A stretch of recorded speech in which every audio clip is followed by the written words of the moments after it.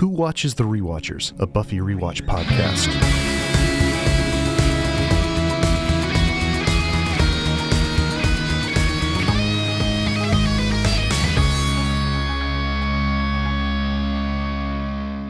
Hello, my friends. Welcome to Who Watches the Rewatchers, rewatch podcast of Buffy the Vampire Slayer. I'm Jarrod, and I'm with my good friend Alan. How you doing today, buddy? Hey, man, doing wonderful.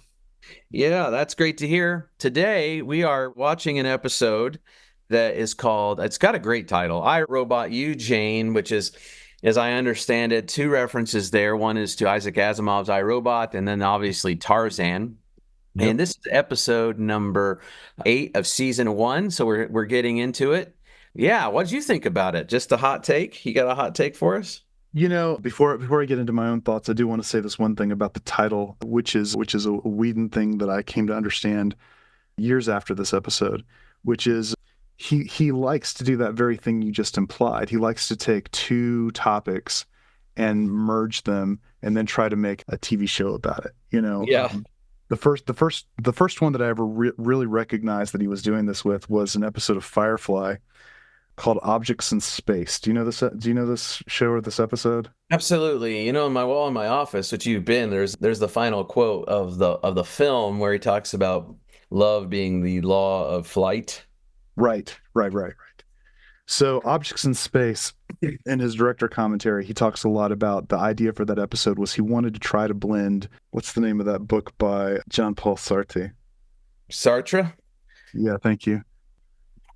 Let me look it up, even though it'll pop in my head in a second. Anyway, so existential philosophy mixed with Boba Fett was the idea. That actually makes sense. I know the episode. Nausea. Well. Nausea is the name of the book. Okay, Nausea. Okay. I was going to say Being in Nothingness, but yeah, I'm not a huge fan of Sartre, so, you know, he's all right. But yeah, like as a guy with my degree background, I should probably know. But that is their more philosophical episode. So there you go. So anyway, in this case, we've got Asimov mixed with Tarzan. It's pretty fun. Tarzan, that's right. Well, this one is not a very loved episode, according to Vox and their reading that I see in Wikipedia, but it also starts off a little clunky, I feel, Alan, because, well, it starts off, it tells us in Cortona, Italy in 1418. Yep. I didn't know that from the show. I'm looking at the plot on a Wikipedia article here, but these priests are trying to trap a demon, Moloch the Corruptor, using this magical ritual. Now, before we dive in much further, Moloch there's an interesting history to this demon or this deity. It was thought of for many, many, many years, mostly in the book of Leviticus in the Bible, it was thought of for many years to be a Canaanite god where child sacrifices took place through the ages. But there's been some historiography about Molech, as pronounced Molech. There's other versions of how to spell the name. And in the medieval period, specifically, this god was identified a lot with child sacrifice and that kind of thing. But pretty seductive and powerful sort of god, and looks like a bullhead. And I think there might have been some knowledge of it, or some cursory knowledge of their makeup department might reveal that. But anyway, so that at least if they didn't know any of this, they just must have known that Molech sounds like a pretty scary god, so they used the name, right? For what it's worth. Sure. Well, I do know that I heard an interview with Marty Noxon, who's one of the writers on the show, and she said that one of the things that was hard for her when she first started on Buffy was she was constantly researching, trying to find, demons and folklore and things that she could use in it. And finally, at some point, what's his name? Is it David Greenwald? Is that the right name? The guy basically set her down and said, "Hey, we just make all this stuff up. Don't worry about it." So it's very possible that at some point she was really researching, or the people involved with the making of the show were really researching and really referencing real demons or real deities. Well, let me tell you, there's more things in here this is me being kind of nerdy, if you don't mind. So, they're doing this ritual, and they're trying to get Molech to be bound, right? And so they literally end up getting this demon god to be encapsulated into a book. And as they're doing this magical ritual, one of the priests says he's mesmerizing, right? Mhm. Like his speech is hypnotic and mesmerizing. And as soon as I saw that, it made me laugh out loud because I don't know if you know about the word mesmerize. I don't know if you know where it comes from, but it's I feel like I've basically. heard this before, but I don't know. So I'm looking forward to this. Well, it mesmerized. It was a neologism, right? A new word made based on the person Franz Anton Mesmer, who lived in the late Mhm. 17 Mhm. and early 1800s. He Right. was a German physician. He was interested in astrology and as astronomy, and there's all kinds of fascinating things about him. But he kind of had this early, talk about like hit what is now called hypnotism was once called mesmerism. So this early interest in this sort of magnetism and suggestibility in his work. Right. So mesmerized is to be hypnotized, and it comes from the name itself comes from that guy Franz Interesting. Mesmer. So to your point, they probably don't have any, just make it up. They have no care, but I just thought it cracked me up. Like no priest in the 1400s or 15th century knows mesmerize at No, all. yeah, that exactly. That's hilarious. Well, but one more interesting nerd thing, at least interesting for me. Sorry, everybody, but No, no, no. It's how fascinating to me too, fascinating, Grim. how fascinating is these priests magically get Moloch or Molech, as I would prefer to say his name. They basically they dematerialize his body and rematerialize him into the words on a page. So this is actually, if you think about it, sort of an inversion of the logos. The Greek word logos is word or reason or study, or and it's at the end of biology and it's study of, right? But Jesus in the New Testament, in the book of John, is the Logos. And so the Logos becomes this language of word of God. People who have listened to Christians talk, especially a certain kind of Christian, would hear that the Bible is the word of God. But then those who remember what Jesus says in John, or what John says about Jesus, is that Jesus is the word of God. Jesus is the meaning of Right. God, communication of God. But Jesus is the word, this meaning of Okay. God made flesh. Flesh. Yeah. And that the Bible's the word of God is that the book of the Bible, or the many books of the Bible, conceal the meaning of Jesus or reveal the meaning of Jesus. So, in a very unintended way, I think, but so often in the Buffyverse, we have an inversion of Christian themes. Through Molech being made word, we have this inversion of the Christian logos, of the divine becoming this meaning revealed through word. Now we have the demonic being made into the word that will not bring peace or salvation, but will bring something else. So interesting to me is that there's a kind of an inverted sense of the Christian worldview, I guess, with Molech and the priests, as if trapping him in a book would be a safe thing to do. There you go. Hilarious. So I think that the next scene is just as clunky, by the way. That's where I was actually meaning by the clunk. So go get to it. Yeah. So then we cut to the library in Sunnydale, and the computer club or something is helping Giles scan a bunch of books into the computer so that they can save them for posterity or whatever the game plan is. And that's Um, clunky because they don't introduce it. You just in the middle of it with new characters. And you're like, what? yeah, and characters we've never seen before, and they have major chunks of dialogue, and some of them are really weird chunks of Yeah. dialogue. Yeah. What's the one that's the most off-putting? They try to hang a lantern on it by Jenny Calendar, who's going to be a bigger deal later on in the series, saying something about it, but the line of dialogue is something to the effect of, please correct me. It's something to the effect of, if you're not jacked in, you're not alive. Yes. Yes, I've got that. I've got that a couple things down to say. This guy talked about being jacked in to the internet, and it comes up later on. So I'll probably pull that up later, but it's so weird. Right. My daughter, who turned 12 today, my sweet daughter Ella, I called her Vampirella, and I'll always be her watcher. That was the thing that we used to say when I was a little kid. Anyway, or when she was a little baby, she came into the room last night, and we just looked at the TV at these big clunky box computers. I mean, she saw the laptop on the steps that happens later on, and she just like, what is that? I mean, it was just the most dated sort of thing. And here's the dated language, which I'm sure at the time they felt like it was really hip, but like if you're not jacked in, you're dead. Totally. And Jenny Calendar, I recall when I watched this immediately when I saw this in high school, I had a super crush on her. And so we're introducing her in a very odd way. But yeah, so there we are, awkward scene.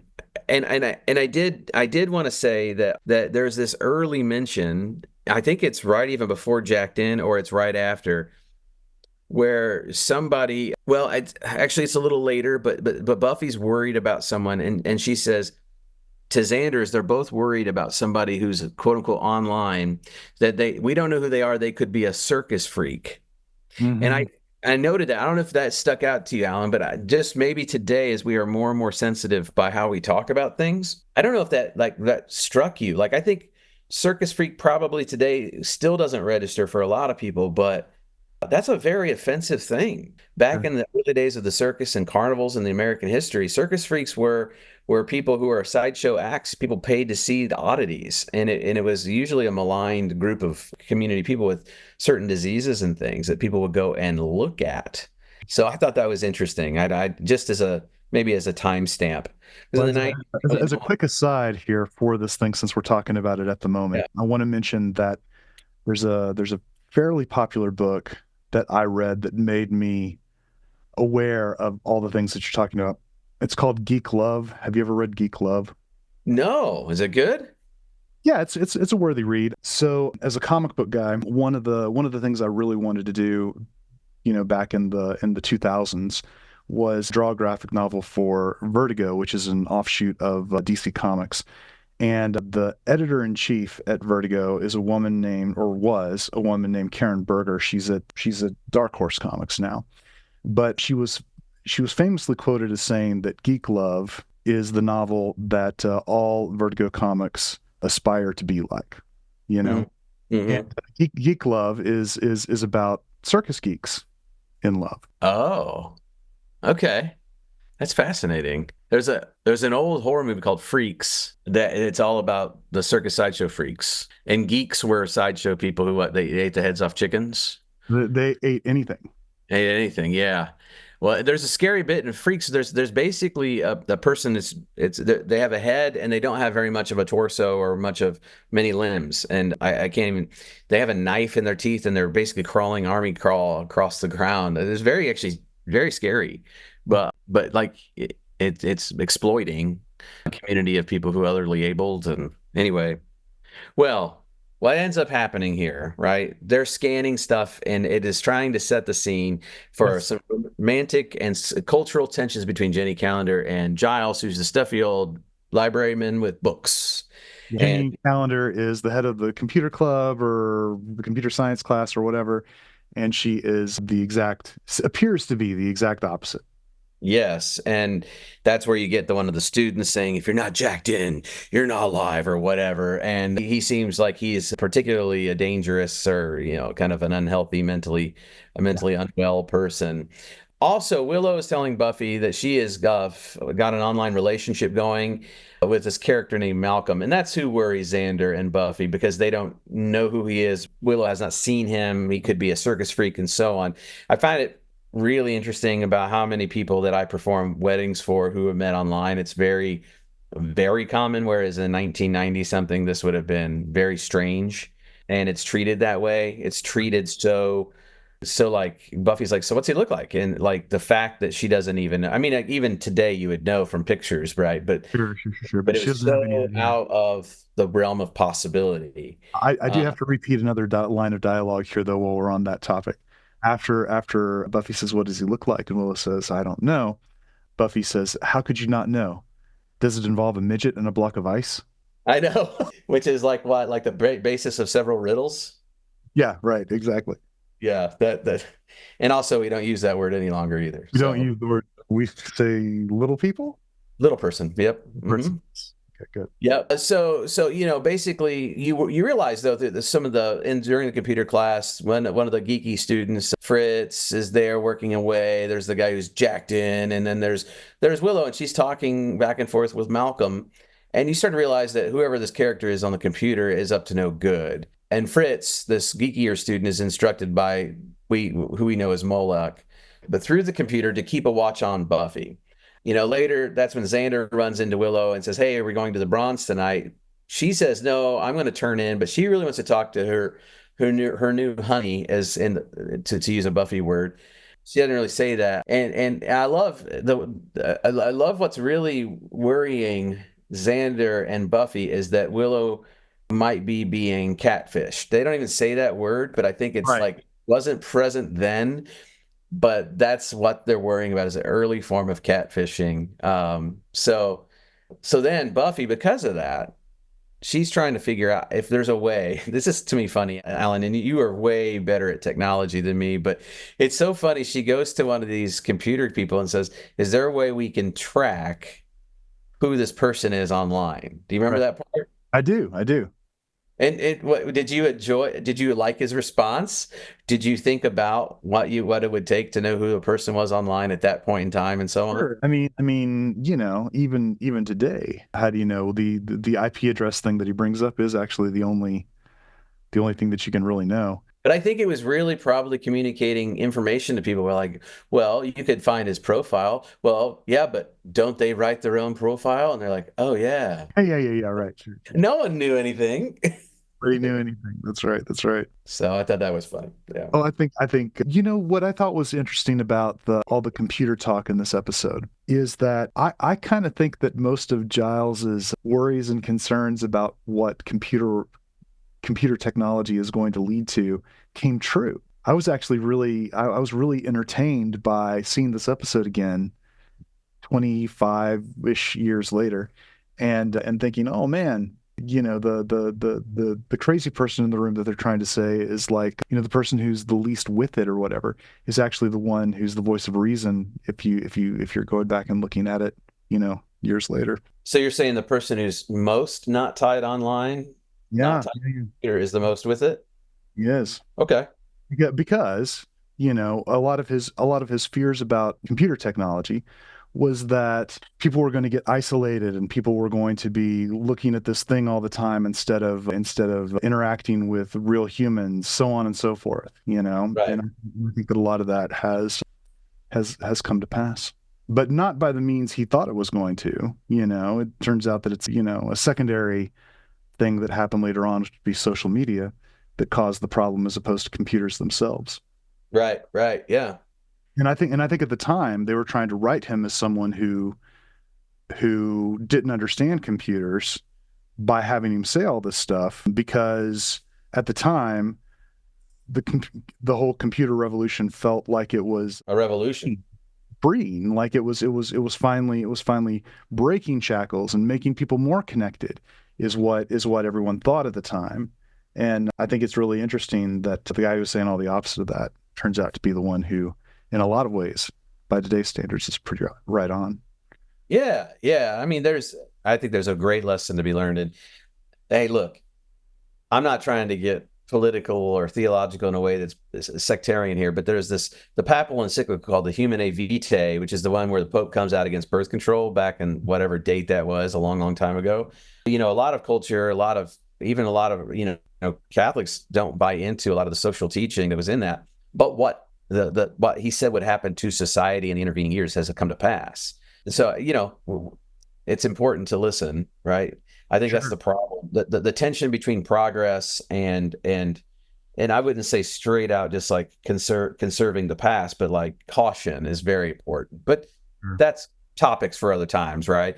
Right. And it is important that when they do reach out to ask Giles for help, he doesn't really think he can help because he finds it all very, very intimidating. The technology is intimidating. So yeah, they set him in the generational mode of someone who just is intimidated because he's not a native of that world. But the most native or the most interested is Willow, and she does start to become suspicious of her online friend Malcolm after. Too much about Buffy. Yeah, he knows too much about Buffy. Say more about that. What did he know? He knew that she'd gotten kicked out of her previous school from her permanent record, and then he backs up and tries to say, "Oh, you must have mentioned it to me previously." And she knows better. So she does a great job, Allison Hannigan, of just showing her feelings of concern and just a little bit of distrust on her face. Yep.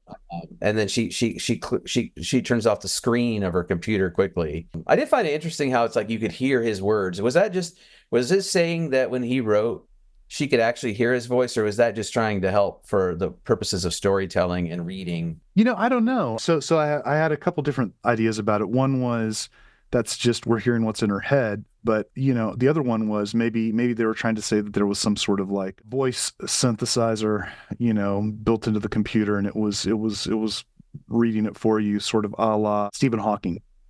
Yeah, That was very popular. The Stephen Hawking thing was very popular at the time. He had, what's the name of his book that had come out shortly before this? Brief History of Time, was that his?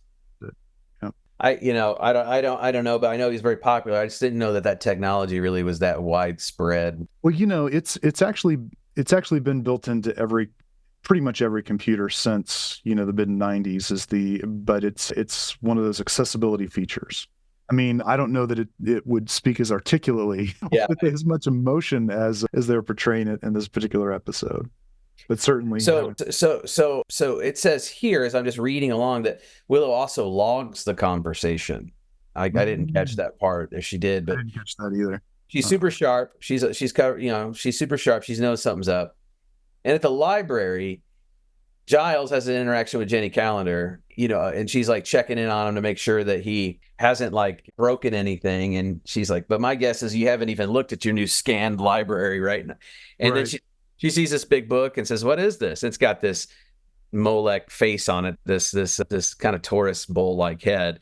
And he's like, and she looks into it, and there's no words on the page. So she says, is this some sort of diary? Yeah. And Giles looks at it, and he's like, oh yeah, it must be some sort of diary, because he doesn't know how to tell this woman anything about what's real. Meaning that they're scanning all this esoteric stuff, and no one pays attention to that. But sure. But cool. He realizes that Willow scanned the book, and that he knows that Molech the Corruptor, the demon, is now in the computer, in the internet, which now there's 1,000 questions that his books don't have information for. What happens when the spirit of a deity is no longer trapped in pages, but is in a digital form of ones and zeros? Right. He probably doesn't even know what it is, ones and zeros. He's got no idea. So, and then we cut from there to this weird, very weird interchange. I found all of this so bizarre. The computer nerd, the red shirt of the episode, tells Buffy, hey, did you do your whatever computer talkie? But then it says, hey, Willow wants to talk to you in the girls' locker room. Right. Okay. I mean, it's just an excuse, right, to get her into the locker room, which they had a locker room scene early in the episode to establish it. I guess that's just probably where they had a set. That's as best I can figure. Like, there's no. Yeah, no, you're probably right about that. I don't have any rationale for what they were doing with that in specific, but I do want to mention this one thing. Dave is the name of the computer nerd that told Buffy. We were talking about him earlier when we said that he was the guy who Buffy was asking about where where she could find out where someone was physically located from an email or whatever. He went on to do a whole bunch of stuff, man. That actor has been in a ton of things since then. He had this little bit part in Buffy, but he had like a recurring role on the TV series Supernatural. Yeah. He was also, I think, in the Fast and Furious, right? Wasn't he? Fast and Furious. He was in October Sky. He was in Star Trek Picard, so on and so forth.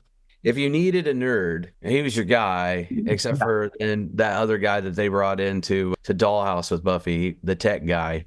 But I should probably know his name before I comment on him. But anyway, but yeah.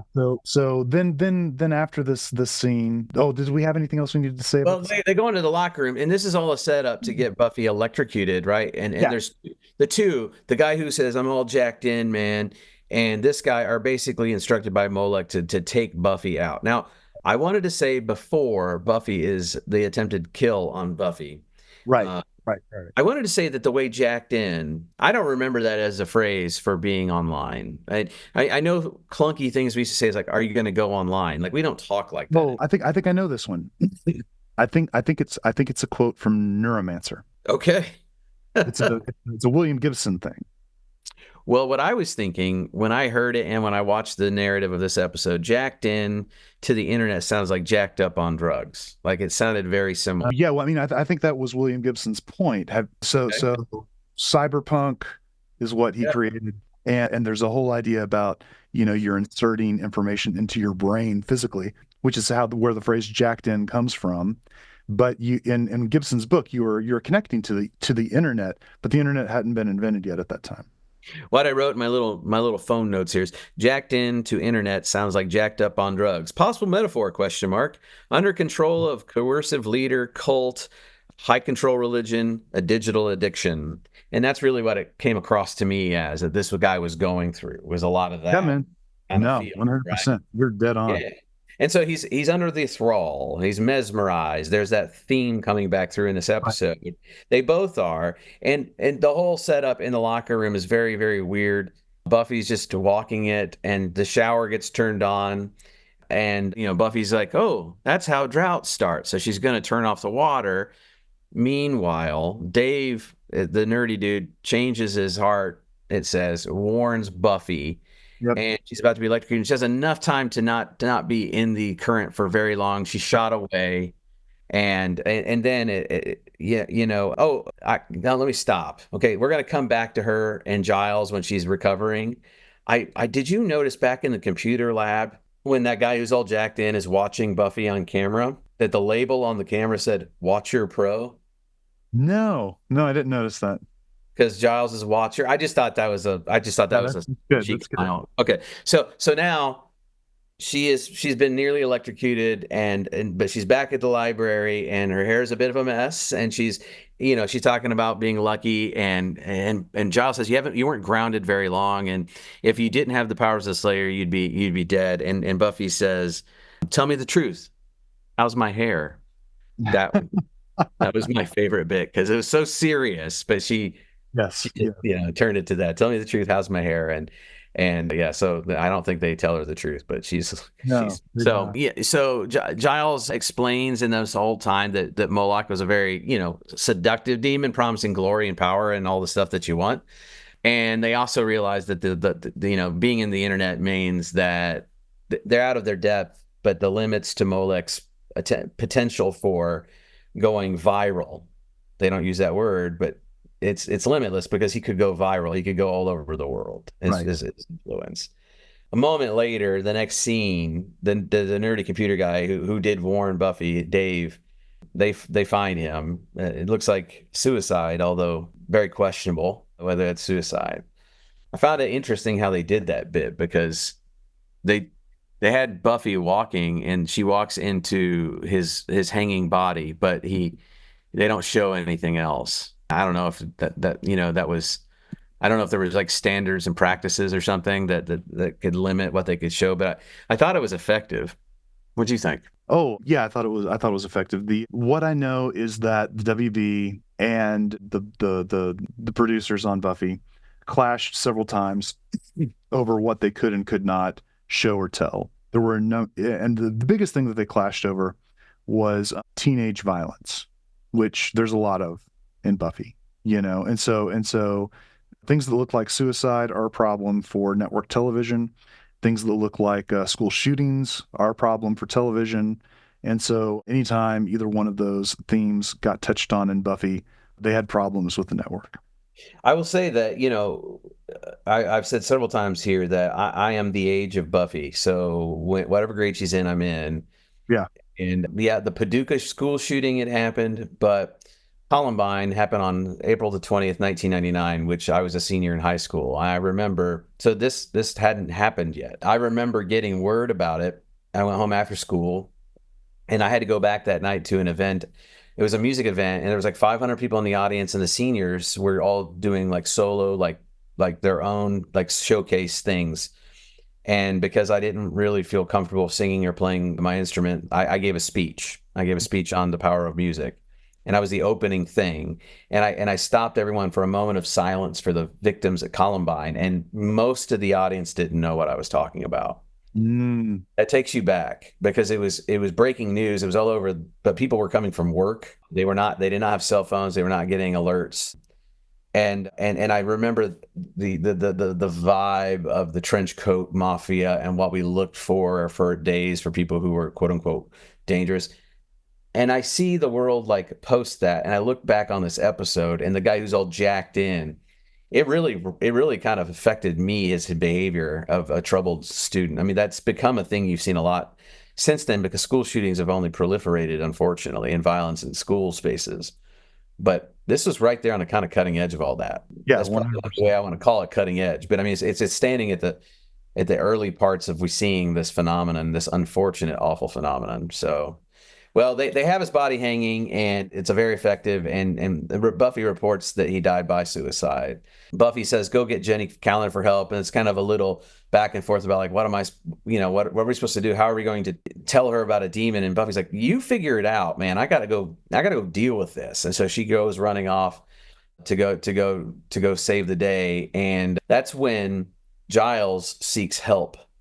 I guess Giles goes to seek help from Jenny, and at the very same time, the saving that Buffy's trying to do is to help Willow, who's been kidnapped by the jacked up guy. Yeah. And also at that moment in time, a team of programmers, I guess, has taken Molech and built him into a robot body.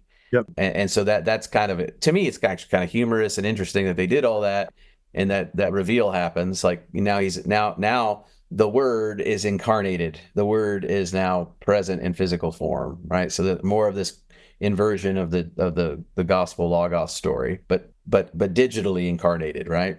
Yeah. Interesting. It keeps Never thought of it that way. I love that. So then we cut back to Giles child. talking to Jenny Calendar and trying to explain. And he quickly discovers that he doesn't need to explain. That's right. She That's is right. a techno pagan. Yes, okay. So, I mean, before that, she's like, there's a demon in the internet. She goes, "Oh, I know." Yeah. She said the signs have been there. And then she says, "I'm a techno pagan." And that's an interesting thing. Yeah.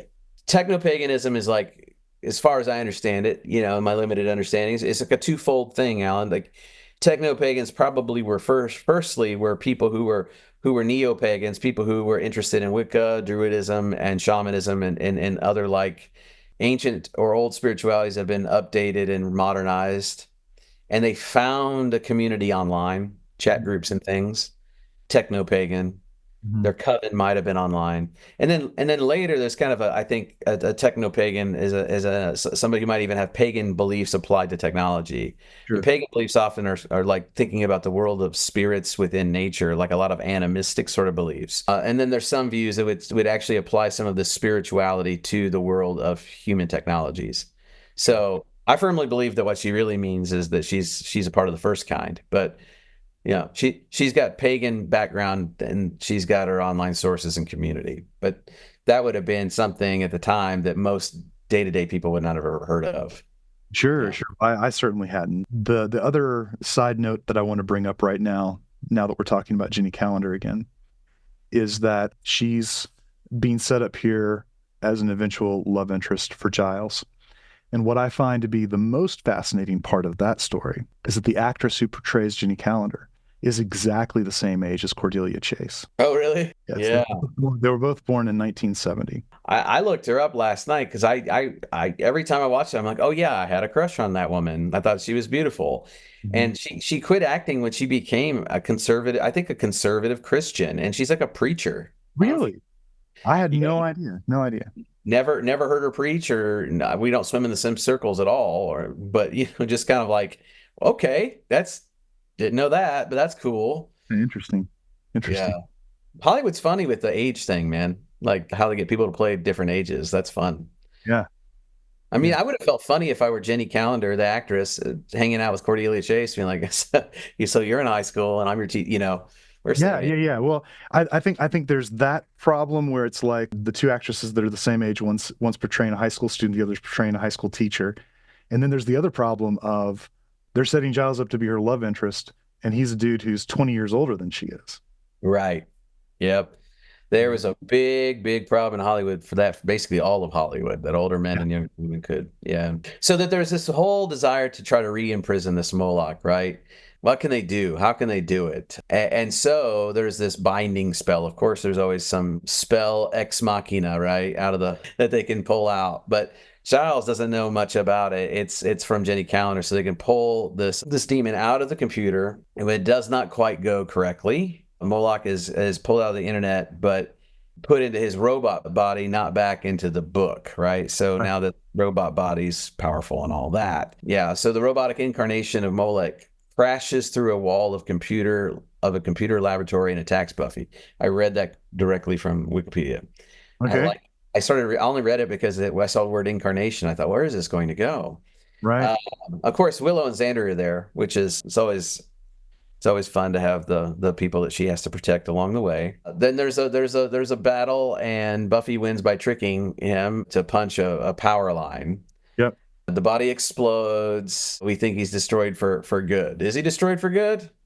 We don't think so. Based on the tag, the denouement, we see that things are still going awry through the internet, and possibly this is a result of this demon's continued influence.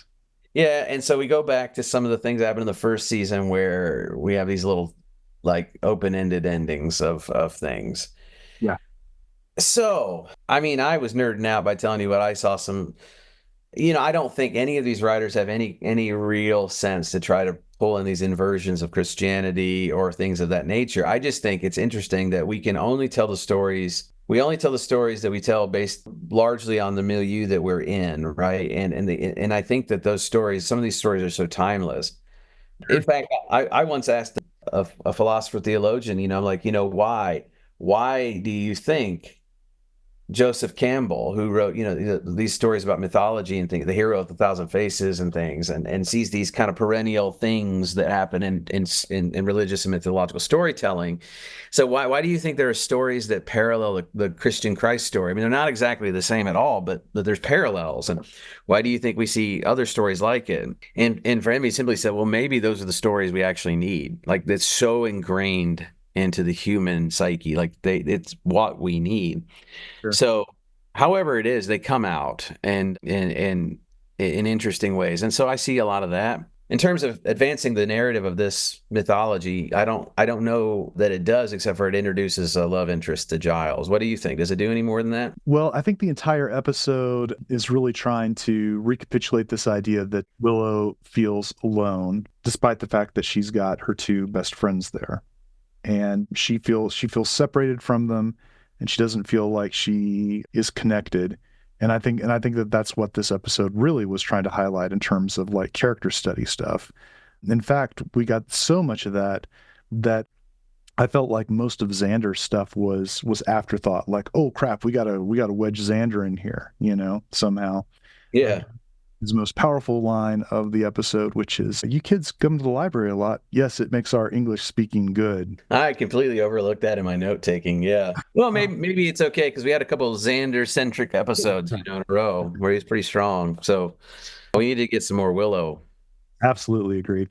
And then I think that this episode also sort of broadens out Giles a little bit, like helps us understand where he's coming from and what his relationship to both the gang and his fellow professors or fellow teachers there at the high school are, that sort of thing. My daughter, who I mentioned is 12 today, asked me to watch, and our family to watch last night, an episode of Percy Jackson. And she's been saying it's on Disney Plus, I think. She's been saying it's so much better than the movies. And so we watched a couple episodes last night, and to convince me to watch it, because it's better than Buffy, Daddy. And I don't think she's really ever watched very much more than a few minutes of Buffy. And she got her grubby little mitts on a few of the graphic novels from my bedside table. Sure. and read it. And so a couple things is she said to me when she just walked through the room and saw a little bit, she said, "I thought Willow was all gothed out." And I said, "Oh, honey, there's a huge story arc with Willow," because she sees her as a mousy little nerd here at the computer, right, who's fawning after boys. That all changes. But then she also says, she sits down and watches a little more. I said, "Yeah, so Percy Jackson's actual show is better than this. Like at least this first season, right? Like in terms of the quality of filmmaking or whatever you want to call it for television, I guess but the effects and everything else and the sets and all that. I said, but there is no Percy Jackson show without Buffy the Vampire Slayer. And I said, this show was pivotal in the way that we were telling television stories. It's been influential beyond its production value. I was trying to help her understand that. Also being defensive, saying it also gets a lot better. Kept telling her that as well. Sure. Because I do want her to watch it with me. You know, as a girl dad, I was always trying to look for strong female superheroes, and they're coming on a little bit better now, but it's been pretty weak. Yes. And Buffy's one that but then you got to ask the question, when's it appropriate and for her age and all that kind of happy stuff. But anyway, I like the more. I will say this: rewatching this first season with you, it's made me like the young Buffy even more than I realized I did. Like, she's got a pretty good head on her shoulders. Yes. I mean, I think I would have always said, well, she's kind of a valley girl who's got heart. Like, I would have maybe said, like, she's this pretty blonde, but she gets involved with some good relationship. No, she's first and foremost a good character with heart. Yes. She happens to be attractive. Right. The other way around. So, she's a good kid. She's a good kid. Yeah. And I think that idea of her being very emotionally intelligent is something that I don't think that I understood until, many years after initial watchings Buffy. Thank you for saying emotionally intelligent. That's what I was grasping for. That's exactly right. Well, more to come and more to see with Jenny Calendar and Giles. Always love a good love interest for Giles. Oh, yeah. So, anything else? I think that pretty much covers it. The only other thing that I'll say about this one very quickly, and this is something that I almost said to you offline before we started, is this is one of those episodes that I think I tend to either glaze over or forget about when I have in the past rewatched Buffy for fun. It doesn't have the strongest of metaphors in terms of like this is a teen anxiety kind of thing we're talking about. It's the metaphors for this one are too specific. It's all, technology versus I don't even know what to call the inverse of it in this particular situation. Technology versus the real world, I guess. And it's this idea of, real connections with people versus technological connections. And I think that that's a good metaphor. And I think that there have been many more well thought out story using that. I mean, the one that comes to mind right away is Star Wars, which the theme of is the original Star Wars movie, A New Hope. The theme of that one is in an increasingly technological world, it's the human spirit that is most important. Thus, the reason Luke has to turn off his targeting computer in order to finish the movie. But I don't think they got there with this one. This is one of those that I think that they were trying to cram too many things together. They had this theme, but I think what was more important to them was setting up the counterpoint of love interest between Willow and fake dude versus the love interest between Giles and Jenny Calendar. Yeah, and it just as I'm happy to do by looking at the Wikipedia to tell you that Vox ranked this on their 20th episode anniversary rewatching. They ranked it 142 out of 144 episodes. Wow. So it's pretty low. Someone else from the AV Club gave it a D+. They felt it was corny. Yeah, sure. Well, so I'm always trying to judge the episodes by what the episode's trying to accomplish. Sure. Yep. And if the episode accomplishes what it is internally trying to accomplish, then I think it's good. This one, I think, almost got there, but didn't quite find its landing points. Well, as they say in Once More with Feeling, where do we go from here? Next episode is The Puppet Show. One thing I'm really excited about for it, right out of the gate. Do you know what that is? No, tell me. Well, it's the next principal that you really like, Snyder. He comes in. Oh, yes. Snyder is introduced. That's right. That's awesome. We get to look forward to that. All right, cool. All right. All right, buddy. You take care. See you.